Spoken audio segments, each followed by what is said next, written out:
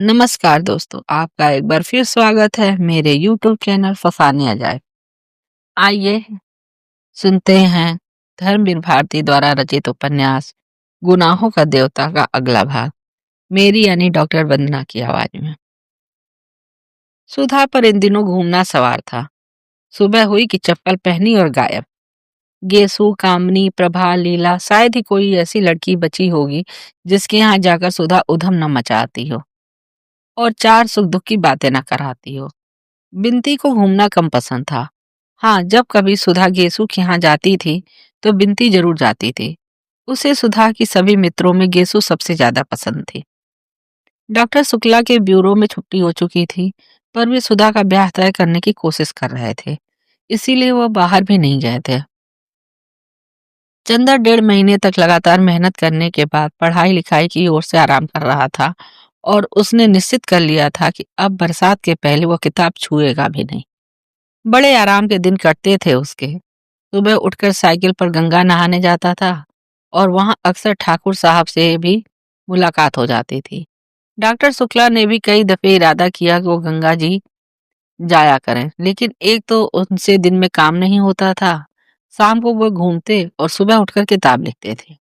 एक दिन सुबह लिख रहे थे कि चंदर आया और उनके पैर छूकर बोला, प्रांतीय सरकार का वह पुरस्कार कल शाम को आ गया है।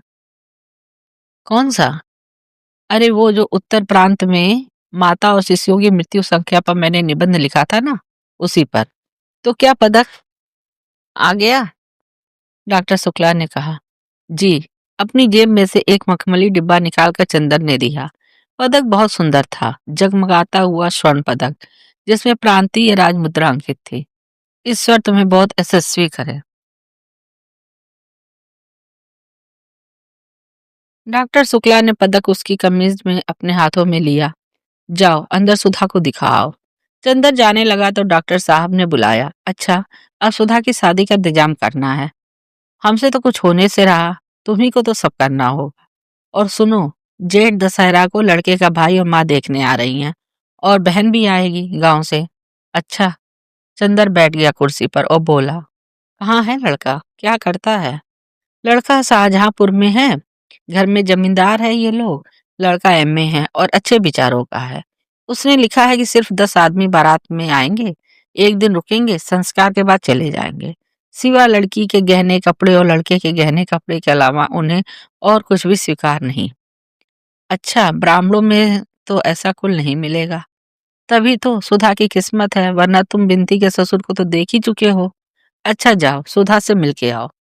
वह सुधा के कमरे में आ गया। सुधा थी नहीं। वो आंगन में आया, देखा महाराजन खाना बना रही है और बिनती बरामदे में बुरादे की अंगीठी पर पकौड़ियां बना रही है। आइए आइए, बिनती बोली। दीदी तो गई है गेसु को बुलाने, आज गेसु की दावत है। पीढ़े पर बैठिएगा, लीजिए। एक पीढ़ा चंदर की ओर बिनती ने खिसका दिया। चंदर बैठ गया। बिनती ने उसके हाथ में मखमली डिब्बा देखा तो पूछा, ये क्या लाए हैं? कोई दीदी के लिए लाए हैं क्या? ये तो अंगूठी मालूम पड़ती है। अंगूठी? वो क्या दाल में मिला के खाएगी, जंगली कहेंगी। उसे क्या तमीज है अंगूठी पहनने की? हमारी दीदी के लिए ऐसी बात की तो अच्छा नहीं होगा। हाँ। उसे बिनती ने उसी तरह गर्दन टेढ़ी कर आंखें डुलाते हुए धमकाया। उन्हें नहीं अंगूठी पहननी आएगी तो क्या आपको आएगी? अब ब्याह में 16 श्रृंगार करेंगी। अच्छा, दीदी कैसी लगेंगी घूंघट काट के? अभी तक तो सिर खोले चकई की तरह घूमती फिरती हैं। तुमने तो डाल दी आदत ससुराल में रहने की, चंदन ने बिनती से कहा। अरे हमारा क्या, एक गहरी सांस लेते हुए बिनती ने कहा, हम तो उसी के लिए ही बने हैं। लेकिन सुधा दीदी ने ब्याह शादी में न फंसना पड़ता तो अच्छा था। दीदी इन सब के लिए नहीं बनी। आप मामा जी से कहते क्यों नहीं? चंदन ने कुछ जवाब नहीं दिया, चुपचाप बैठा हुआ सोचता रहा। बिनती भी कढ़ाई से पकौड़ियां निकाल निकाल कर थाली में रखने लगी। थोड़ी देर बाद जब वह घी में पकौड़ियां डाल चुकी, तब भी वो वैसे ही गुमसुम बैठा सोच रहा था। क्या सोच रहे हैं आप? नहीं बताइएगा। फिर अभी हम दीदी से कह देंगे कि बैठे बैठे कुछ सोच रहे थे। बिनती बोली। क्या तुम्हारी दीदी का डर पड़ा है मुझे? चंदन ने कहा। अपने दिल से पूछिए, हमसे नहीं बन सकते आप। बिनती ने मुस्कुराकर कहा और उसके गालों में फूलों के कटोरे खिल गए। अच्छा, इस डिब्बे में क्या है, कुछ प्राइवेट है क्या? नहीं जी, प्राइवेट क्या है, और वो भी तुमसे? सोने का मेडल है, मिला है मुझे लेख पर। और चंदन ने डिब्बा खोलकर दिखला दिया। आहा, ये तो बहुत अच्छा है, हमें दे दीजिए, बित्ती बोली। क्या करेगी तू? चंदन ने हंसकर पूछा। अपने आने वाले जीजा जी के लिए कान के बुंदे बनवा लेंगे। बिंती बोली, अरे हाँ, आपको एक चीज दिखाएं? क्या? ये नहीं बताते, देखिएगा तो उछल पड़िएगा। तो दिखाओ ना। आओ तो दीदी आ रही होंगी, दीदी के सामने नहीं दिखाएंगे। सुधा ने छिपाकर, हम कुछ कर नहीं सकते, ये तो तुम जानती हो ना, चंदर बोला। छिपाने की बात थोड़ी ही है, देखकर तब उन्हें बता दीजिएगा। वैसे वो खुद ही सुधा दीदी से क्या छिपाते हैं। लो, सुधा दीदी तो आ भी गई। चंदन ने पीछे मुड़कर देखा, सुधा के हाथ में एक लंबा सा सरकंडा था और उसे झंडे की तरह फहराती हुई चली आ रही थी। चंदर हंस पड़ा। खिल गया दीदी को देखते ही, बिनती बोली और एक गरम पकौड़ी चंदर के ऊपर फेंक दी। अरे, बड़ी शैतान हो गई हो तुम तो। इधर पाजी कहेंगी, चंदर बोला। सुधा चप्पल उतार कर अंदर आई, झूमती इठलाती हुई चली आ रही थी। कहो, सेठ स्वार्थी मल, उसने चंदर को देखते ही कहा। सुबह हुई और पकौड़ी की महक लग गई तुम्हें? पीढ़ा खींचकर उसके बगल में बैठ गई और सरकंडा चंदर के हाथ पर रखते हुए बोली, लो, ये गन्ना है, घर में बो देना और गंडेरी खाना। अच्छा। और हाथ बढ़ाकर वो डिबिया ली और बोली, इसमें क्या है, खोलें कि ना खोलें? अच्छा, खत तक तो हमारे बिना पूछे ही खोल लेती हो, इसे पूछ के खोलोगी? अरे, हमने सोचा शायद इस डिबिया में पम्मी का दिल बंद हो, तुम्हारी मित्र है ना, शायद स्मृति चिन्ह में वही दे दिया हो। और सुधा ने डिबिया खोली तो उछल पड़ी। ये तो उसी निबंध पर मिला है जिसका चार्ट तुम बनाए थे। हाँ, तब तो ये हमारा है। डिबिया अपने बच्चे में छिपाकर सुधा बोली। तुम्हारा तो है ही, मैं अपना कब कहता हूँ, चंदन ने कहा। लगाकर देखे? वो उठकर सुधा चल दी। बिनती, दो पकौड़ी दो। और दो पकौड़ियां लेकर खाते हुए चंदर सुधा के कमरे में गया। देखा, सुधा शीशे के सामने खड़ी है और मेडल अपनी साड़ी में लगा रही है। वो चुपचाप खड़ा होकर देखने लगा। सुधा ने मेडल लगाया और क्षण भर तनकर देखती रही, फिर उसे एक हाथ से बच पर चिपका लिया और मुंह झुकाकर उसे चूम लिया। बस कर दिया ना गंदा उसे। चंदर मौका नहीं चूका और सुधा तो जैसे पानी पानी, गालों से लाज की रत्नारी लपटें फूटी और एड़ी तक लथक उठी। फौरन शीशे के पास से हट गई, बिगड़ कर बोली, चोर कहीं के, छुप के देख रहे थे? बिंदी इतने में तस्तरी में पकौड़ी रखकर ले आई। सुधा ने झट से मेडल उतार दिया और बोली, लो, रखो सहेज कर। क्यों, पहने रहो ना। ना बाबा ना, पराई चीज अभी खो जाए तो डांट पड़ना पड़ेगा। और मेडल चंदर की गोद में रख दिया। बिंदी ने धीमे से कहा, या मुरली मुरलीधर की, अधरान धरी अधरान अधरोंगे। चंदर और सुधा दोनों झेप गए। लोग यसु आ गई। सुधा की जान में जान आ गई। चंदन ने बिंती का कान पकड़कर कहा, बहुत उल्टा सुधा बोलने लगी हो। बिंती ने कान छुड़ाते हुए कहा, कोई झूठ थोड़ी ही कहती हूँ। चंदर चुपचाप सुधा के कमरे में पकौड़ियां खाता रहा। बगल के कमरे में सुधा, गेसु, फूल और हसरत बैठे बातें कर रहे थे। बिंती उन लोगों को नाश्ता देती रही। उस कमरे में नाश्ता पहुंचाकर बिंती एक गिलास में पानी लेकर चंदर के पास आई और पानी रखकर बोली, अभी हलवा ला रही हूँ, जाना मत। और पल भर में तस्तरी में हलवा रखकर ले आई। अब मैं चल रहा हूँ, चंदर ने कहा। बैठो, अभी हम एक चीज दिखाएंगे, जरा गेसू से बात करके आए। बिनती बड़े भोले स्वर में बोली, आई ये हसरत मियाँ। और पल भर में नन्हे मुन्ने से 6 वर्ष के हसरत मियाँ तंजेब का कुर्ता और चूड़ीदार पैजामे पर पीले रेशम की जैकेट पहने कमरे में खरगोश की तरह उछल आए। अदा बरज, अदा बर्ज, बड़े तमीज से उन्होंने चंदर को सलाम किया। चंदर ने उसे गोद में उठाकर पास बिठा लिया। लो, हलवा खाओ हसरत मियाँ। हसरत ने सिर हिला दिया और बोला, गेसू ने कहा था चंदर भाई से हमारा अदाब कहना और कुछ खाना मत, तो हम खाएंगे नहीं। चंदर बोला, हमारा भी नमस्ते कह दो जाके उनको। हसरत उठ खड़ा हुआ, हम कह के आए? फिर मुड़कर बोला, आप तब तक हलवा खत्म तो नहीं कर देंगे? चंदर हंस पड़ा, नहीं, हम तुम्हारा इंतजार करेंगे, जाओ। हसरत सिर हिलाता हुआ चला गया। इतने में सुधा आई और बोली, गेसू की गजल सुनो यहाँ बैठकर। आवाज आ रही है ना? फूल भी आई है, इसलिए गेसू तुम्हारे सामने नहीं आएगी, वरना फूल अम्मी जान से शिकायत कर देगी। लेकिन वो तुमसे मिलने की बहुत इच्छुक है। अच्छा, यहीं से सुनना, बैठे बैठे ही। सुधा चली गई। गेसु ने गाना शुरू किया, बहुत महीन, पतली लेकिन बेहद मीठी आवाज में, जिसमें कान में कसक और नशा दोनों घुले मिले थे। चंदर एक तकिया लेकर टेक कर बैठ गया और उनीदा सा सुनने लगा। गजल खत्म होते ही सुधा भाग कर आई। कहो, सुन लिया ना? और उसके पीछे पीछे आया हसरत और सुधा के पैरों से लिपट कर बोला, सुधा, हम हलवा नहीं खाएंगे। सुधा हंस पड़ी, पागल कहीं का, खा ले। और उसके मुंह में हलवा ठूस दिया। हसरत को गोद में लेकर वह चंदर के पास बैठ गई और गेसु के बारे में बताने लगी। गेसु गर्मियां बिताने नैनीताल जा रही है। वहीं अख्तर की अम्मी भी आएंगी और मंगनी की रस्म भी वहीं पूरी करेंगी। अब वो पढ़ेगी नहीं, जुलाई तक उसका निकाह हो जाएगा। कल रात की गाड़ी से जा रहे हैं ये लोग, वगैरह वगैरह। बिनती बैठी बैठी गेसु और फूल से बातें करती रही। थोड़ी देर बाद सुधा उठकर चली गई। तुम जाना मत, आज खाना यहीं खाना। मैं बिनती को तुम्हारे पास भेज रही हूँ, उससे बातें करते रहना। थोड़ी देर बाद बिनती आई। उसके हाथ में कुछ था जिसे वो अपने आंचल में छुपाई हुई थी। आई और बोली, अब दीदी नहीं है, जल्दी से देख लीजिए। क्या है? चंदर ने ताज्जुब से पूछा। जीजा जी की फोटो, बिनती ने मुस्कुराकर कहा और छोटी सी बहुत कलात्मक फोटो चंदर के हाथ में रख दी। अरे, ये तो मिश्रा है, कामरेड कैलाश मिश्रा। और चंदर के दिमाग में बरेली की बातें, लाठीचार्ज, सभी कुछ घूम गया। चंदर के मन में इस वक्त जाने कैसा सा लग रहा था। कभी बड़ा अचरज होता, कभी एक संतोष होता कि चलो सुधा के भाग्य की रेखा उसे अच्छी जगह ले जा रही है। फिर कभी सोचता कि मिश्रा इतना विचित्र स्वभाव का है, सुधा को उससे निभेगी भी।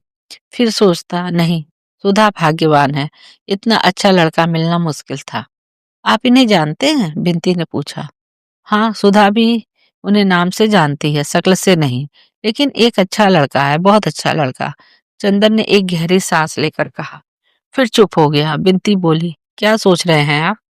कुछ नहीं, पलकों में आए हुए आंसू रोक कर और होठों पर मुस्कान लाने की कोशिश करते हुए बोला, मैं सोच रहा हूँ आज कितना संतोष है मुझे, कितनी खुशी है मुझे कि सुधा एक ऐसे घर जा रही है जो इतना अच्छा है, ऐसे लड़के के साथ जा रही है जो इतना ऊंचा। कहते कहते चंदर की आंखें भर आईं। बिनती चंदर के पास खड़ी होकर बोली, छी चंदर बाबू, आप ही आंखों में आंसू, ये तो अच्छा नहीं लगता। जितनी पवित्रता और ऊंचाई से आपने सुधा के साथ निभाह किया है, ये तो शायद देवता भी नहीं कर पाए। और दीदी ने आपको जैसा निश्चल प्यार दिया है, उसको पाकर तो आदमी स्वर्ग से भी ऊंचा उठ जाता है, औलाद से भी ज्यादा ताकतवर हो जाता है। फिर आज इतने शुभ अवसर पर आप में कमजोरी कहाँ से? हम तो बड़ी शर्म लग रही है। आज तक दीदी तो दूर, हम तक को आप पर गर्व था। अच्छा, मैं फोटो रखता हूँ, वरना दीदी आ जाएंगी। बिनती ने फोटो ली और चली गई। बिनती जब लौटी तो चंदर स्वस्थ था। बिनती की ओर क्षण भर चंदर ने देखा और कहा, मैं इसलिए नहीं रोया था बिनती, कि मुझे ये लगा कि यहाँ कैसा लगेगा। खैर जाने दो, एक दिन तो ऐसा होना ही था, सहना पड़ेगा। बिनती बोली, हाँ सो तो है। अच्छा बिनती, खुदा ने ये फोटो देखी है? चंदर ने पूछा। अभी नहीं, असल में मामा जी ने मुझसे कहा था कि ये फोटो दिखा दो सुधा को, लेकिन मेरी हिम्मत नहीं पड़ी। मैंने उनसे कह दिया कि चंदर आएंगे तो दिखा देंगे। आप अब ठीक समझे तो दिखा दें। जेठ दशहरा अगले मंगल को है, बिनती ने कहा। अच्छा, एक गहरी सांस लेकर चंदर बोला। बिनती थोड़ी देर तक चंदर की ओर एकटक देखती रही। चंदर ने उसकी निगाह चुरा ली और बोला, क्या देख रही हो बिनती? देख रही हूँ कि आपकी पलकें झपकती हैं या नहीं। बिनती बहुत गंभीरता से बोली। क्यों? इसलिए कि मैंने सुना था कि देवताओं की पलकें कभी नहीं गिरती। चंदर एक फीकी हंसी हंसकर रह गया। नहीं, आप मजाक ना समझें। मैंने अपनी जिंदगी में जितने लोग देखे, उनमें आप जैसा कोई भी नहीं मिला। कितने ऊंचे हैं आप, कितना विशाल हृदय है आपका। दीदी कितनी भाग्यशाली है। चंदर ने कुछ जवाब नहीं दिया। जाओ फोटो ले आओ, उसने कहा। आज ही दिखा दूं। जाओ खाना भी ले आओ। अब घर जाकर क्या करना? पापा को खाना खिलाने के बाद चंदर और सुधा खाने बैठे। महराजिन चली गई, इसीलिए बिनती सेक सेक कर रोटी दे रही थी। सुधा एक रेशमी सनिया पहने चौकी के अंदर खा रही थी और चंदर चौकी के बाहर। सुबह के कच्चे खाने में डॉक्टर शुक्ला बहुत छूत छात का विचार रखते थे। देखो, आज बिनती ने रोटी बनाई है तो कितनी मीठी लग रही है। एक तुम बनाती हो कि मालूम ही नहीं पड़ता कि रोटी है कि सोख्ता। चंदर ने सुधा को चिढ़ाते हुए कहा। सुधा ने हंसकर कहा, हमें बिनती से लड़ाने की कोशिश कर रहे हो? बिनती की हमसे जिंदगी भर लड़ाई नहीं हो सकती। अरे हम सब समझते हैं इनकी बात। बिंदी ने रोटी पटकते हुए कहा। और जब सुधा सिर झुकाकर खाने लगी तो बिंती ने आंख के इशारे से पूछा, कब दिखाओगे? चंदर ने सिर हिलाया और फिर सीधा से बोला, तुम उन्हें चिट्ठी लिखोगी? किन्हें? अरे कैलाश मिश्रा को, वही बरेली वाले। उन्होंने हमें खत लिखा था, उसमें तुम्हें प्रणाम लिखा है। चंदर बोला, नहीं खत वत नहीं लिखते हम। उन्हें एक दफे बुलाओ तो यहाँ। हाँ बुलाएंगे। अब महीने 2 महीने बाद तब तुमसे खूब परिचय करा देंगे और तुम्हें उसकी पार्टी में भी भर्ती करा देंगे। चंदन ने कहा, क्या? हम मजाक नहीं करते, हम सचमुच समाजवादी दल में शामिल होंगे। सुधा बोली, अब हम सोचते हैं कि कुछ काम करना चाहिए, बहुत खेल कूद लिए, बचपन निभा लिया। उन्होंने अपना चित्र भेजा है, देखोगी? चंदन ने जेब में हाथ डालते हुए पूछा। कहाँ? सुधा ने बहुत उत्सुकता से पूछा। निकालो देखें। पहले ये बताओ हमें क्या इनाम दोगी? बहुत मुश्किल से भेजा उन्होंने चित्र। चंदन ने कहा, इनाम देंगे इन्हें। सुधा बोली और झट से झपट कर चित्र छीन लिया। अरे छू लिया चौके में से, बिनती ने दबी आवाज में कहा। सुधा ने थाली छोड़ दी। अब छू गई थी, अब खा नहीं सकती थी। अच्छा फोटो देखी दीदी? सामने की थाली छूट गई, बिनती ने कहा। सुधा ने हाथ धोकर आंचल के छोर से पकड़कर फोटो देखी और बोली, चंदर सचमुच देखो कितने अच्छे लग रहे हैं, कितना तेज है इनके चेहरे पर, और माथा देखो कितना ऊंचा है। सुधा फोटो देखती हुई बोली, अच्छी लगी फोटो, पसंद है? चंदन ने बहुत गंभीरता से पूछा। हाँ हाँ, और समाजवादियों की तरह नहीं लगते ये? सुधा बोली। अच्छा सुधा यहाँ आओ। और चंदर के साथ सुधा अपने कमरे में जाकर पलंग पर बैठ गई। चंदर उसके पास बैठ गया और उसका हाथ अपने हाथ में लेकर उसकी अंगूठी घुमाते हुए बोला, सुधा एक बात कहे, मानोगी? क्या? सुधा ने बड़े ही दुलारो भोलेपन से कहा। पहले बता दोगी मानोगी कि नहीं? चंदन ने उसकी अंगूठी को एकटक देखते देखते कहा। फिर हमने कभी कोई बात तुम्हारी टाली है क्या? बोलो क्या बात है? तुम मानोगी चाहे कुछ भी हो? चंदन ने पूछा। हाँ हाँ कह तो दिया, अब कौन सी तुम्हारी ऐसी बात है जो तुम्हारी सुधा नहीं मान सकती? आंखों में, वाड़ी में, अंग अंग में सुधा के आत्मसमर्पण छलक रहा था। फिर अपनी बात पर कायम रहना। सुधा देखो, उसने सुधा की उंगलियां अपनी पलकों से लगाते हुए कहा। सुधी, मेरी तुम उस लड़के से ब्याह कर लो। क्या? सुधा चोट खाई नागिन की तरह तड़प उठी। इस लड़के से? यही शकल है इसकी हमसे ब्याह करने की? चंदर हम ऐसा मजाक पसंद नहीं करते, समझे? इसलिए बड़े प्यार से बुला लाए थे, बड़ा दुला दिखा रहे थे। तुम अभी वायदा कर चुकी हो, चंदन ने बड़े आजिजी से कहा। वायदा? कैसा वायदा? तुम कब आपके अपने वादे निभाते हो और फिर ये धोखा देकर वायदा कराना? हिम्मत थी तो साफ साफ कहते हमसे, हमारे मन में आता तो कहते। हमें इस तरह से बांध कर क्यों बलिदान चढ़ा रहे हो? और सुधा हमारे गुस्से के रोने लगी। चंदर स्तब्ध हो गया, उसने इस दृश्य की कल्पना नहीं की थी।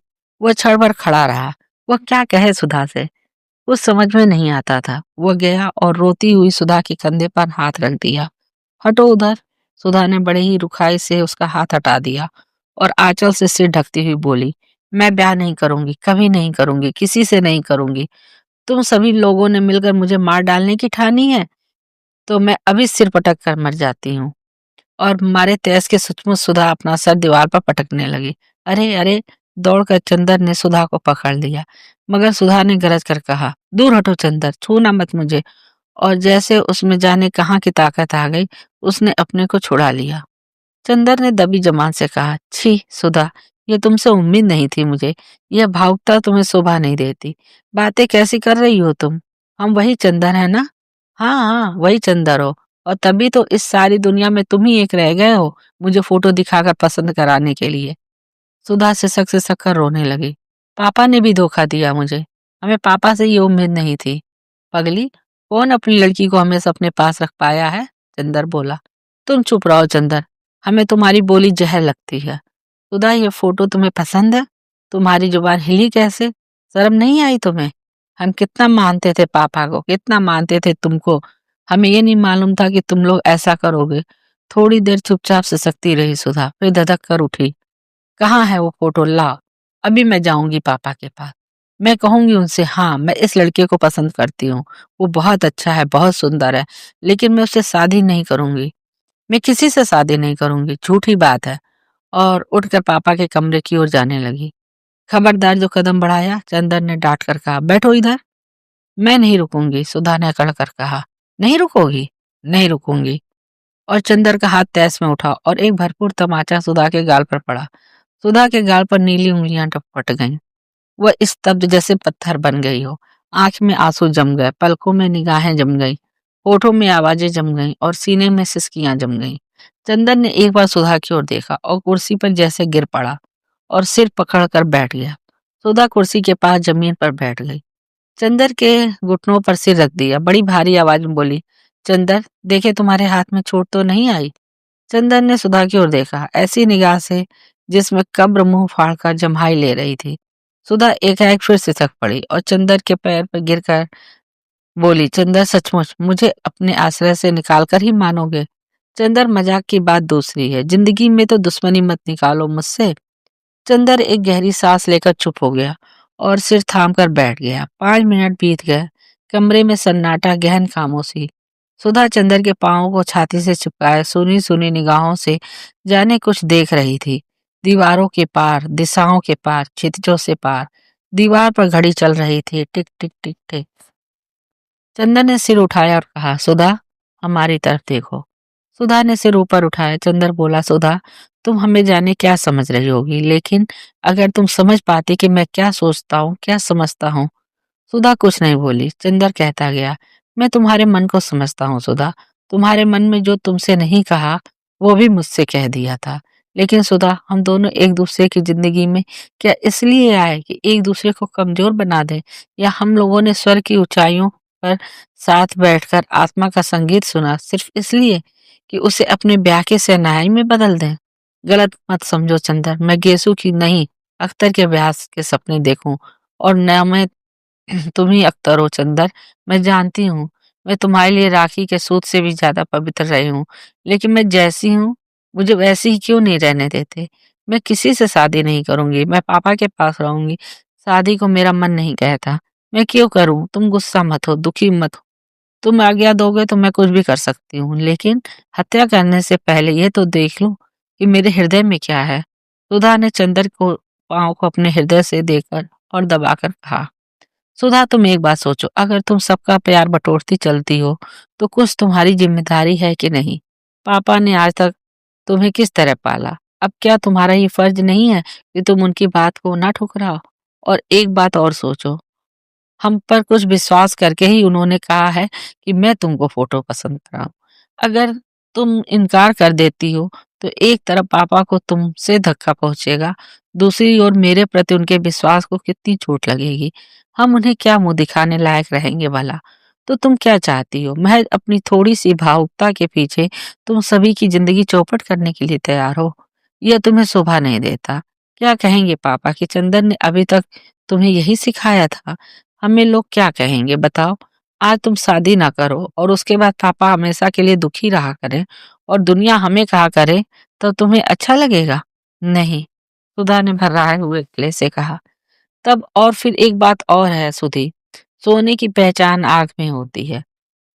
लपटों में अगर उसमें और निखार आए तभी वो सच्चा सोना है। सचमुच मैंने तुम्हारे व्यक्तित्व को बनाया है या तुमने मेरे व्यक्तित्व को बनाया है? यह तभी तो मालूम होगा जबकि हम लोग कठिनाइयों से, वेदनाओं से, संघर्षों से खेलें और बाद में विजयी हों। तभी मालूम होगा कि सचमुच मैंने तुम्हारे जीवन में प्रकाश और बल दिया था। अगर सदा तुम मेरी बाहों की सीमा में रहोगी और मैं तुम्हारी पलकों की छांव में रहूं, तो बाहर के संघर्षों से हम लोग डरते रहेंगे। तो ये कायरता है, और मुझे अच्छा लगेगा कि दुनिया कहे कि मेरी सुधा जिस पर मुझे नाज था वो कायर है। बोलो, ये मुझे अच्छा लगेगा? तुम कायर कहलाना पसंद करोगी? हाँ। सुधा ने फिर चंदर के घुटनों में मुंह छिपा लिया। क्या? ये मैं सुधा के मुंह से सुन रहा हूँ? छी पगली, अभी तक तेरी निगाहों ने मेरे प्राणों में अमृत भरा है और मेरी सांसों ने तेरे पंखों में तूफानों की तेजी। और हमें तुम्हें तो आज को सोना चाहिए कि अब सामने जो रास्ता है उसमें हम लोगों को यह सिद्ध करने का अवसर मिलेगा कि सचमुच हम लोगों ने एक दूसरे को ऊंचाई और पवित्रता दी है। मैंने आज तक तुम्हारी सहायता पर विश्वास किया था, आज क्या तुम मेरा विश्वास तोड़ दोगी? सुधा, इतनी क्रूर क्यों हो रही हो तुम आज? तुम साधारण लड़की नहीं हो, तुम ध्रुव से भी ज्यादा प्रकाशमान हो। तुम यह क्यों चाहती हो कि दुनिया कहे सुधा भी एक साधारण सी भावुक लड़की थी, और आज मैं अपने कान से सुनूं? बोलो सुधी। चंदन ने सुधा के सिर पर हाथ रखकर कहा। सुधा ने आंखें उठाई, बड़ी कातर निगाहों से चंदर की ओर देखा और फिर सिर झुका लिया। सुधा ने सिर पर हाथ फेरते हुए चंदर बोला, सुधा, मैं जानता हूँ मैं तुम पर शायद बहुत सख्ती कर रहा हूँ, लेकिन तुम्हारे सिवा और कौन है मेरा, बताओ। तुम्ही पर तो अपना अधिकार भी आजमा सकता हूँ। विश्वास करो मुझ पर सुधा, जीवन में अलगाव, दूरी, दुख और पीड़ा आदमी को महान बना देता है। भावुकता और सुख हमें ऊंचा नहीं उठाते। बताओ सुधा, तुम्हें क्या पसंद है? मैं ऊंचा उठूं तुम्हारे विश्वास के सहारे, तुम ऊंची उठो मेरे विश्वास के सहारे। इससे अच्छा और क्या है सुधा? चाहो तो मेरे जीवन को एक पवित्र साधना बना दो, चाहो तो एक छिछली अनुभूति। सुधा ने एक गहरी सांस ली, क्षण भर घड़ी की ओर देखा और बोली, इतनी जल्दी क्या है अभी चंदर? तुम जो कहोगे मैं कर लूंगी। और फिर वह सिसकने लगी, लेकिन इतनी जल्दी क्या है, अभी मुझे पढ़ लेने दो। नहीं, इतना अच्छा लड़का है, फिर मिलेगा नहीं। और इस लड़के के साथ तो तुम वहां पढ़ भी सकती हो। मैं जानता हूँ उसे, वो देवताओं सा निश्चल है। बोलो, मैं पापा से कह दूं कि तुमको पसंद है? सुधा कुछ नहीं बोली। मौन का मतलब हाँ है ना? चंदन ने पूछा। सुधा ने कुछ नहीं कहा, झुककर चंदर के पैरों को अपने होठों से छू लिया और पलकों से दो आंसू चू पड़े। चंदन ने सुधा को उठा लिया और उसके माथे पर हाथ रखकर कहा, ईश्वर तुम्हारी आत्मा को सदा ऊंचा बनाएगा सुधा। उसने एक गहरी सांस लेकर कहा, मुझे तुम पर गर्व है। और वो फोटो उठाकर बाहर चलने लगा। कहाँ जा रहे हो? जाओ मत। सुधा ने उसका कुर्ता पकड़कर बड़ी आजीजी से कहा, मेरे पास रहो, मेरी तबीयत घबराती है। चंदर पलंग पर बैठ गया। सुधा तकिए पर सिर रखकर लेट गई और फटी फटी पथराई आंखों से जाने क्या देखने लगी। चंदर भी चुप था, बिल्कुल खामोश। कमरे में सिर्फ घड़ी चल रही थी, टिक टिक टिक टिक।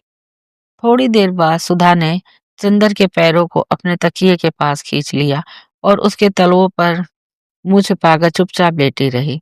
बिनती आई, सुधा हिली भी नहीं। चंदर ने देखा वो सो गई थी। बिनती ने फोटो उठाकर इशारे से पूछा, मंजूर है? हाँ। बिनती ने बजाय खुश होने के चंदर की ओर देखकर सिर झुका लिया और चली गई। सुधा सो रही थी और चंदर के तलों में उसकी नरम सांसें गूंज रही थी। चंदर बैठा रहा चुपचाप। उसकी हिम्मत न पड़ी कि वह हिले और सुधा की नींद तोड़ दे। थोड़ी देर बाद सुधा ने करवट बदली तो वह उठकर आंगन के सोफे पर जाकर लेट रहा और जाने क्या सोचता रहा। जब उठा तो देखा धूप ढल गई है और सुधा उसके सिरहाने बैठी, उसे पंखा जल रही है। उसने सुधा की ओर एक अपराधी जैसी कातर निगाहों से देखा और सुधा ने बहुत दर्द से आंखें फेर ली और ऊंचाइयों पर आखिरी सांस लेती हुई मरड़ा संधूप की ओर देखने लगी। चंदर उठा और सोचने लगा, तो सुधी बोलो, कल आओगी कि नहीं? क्यों नहीं आऊंगा? चंदर बोला, मैंने सोचा शायद अभी से दूर होना चाहते हो। एक गहरी सांस लेकर सुधा बोली और पंख की ओट में आंसू पोंछ लिए।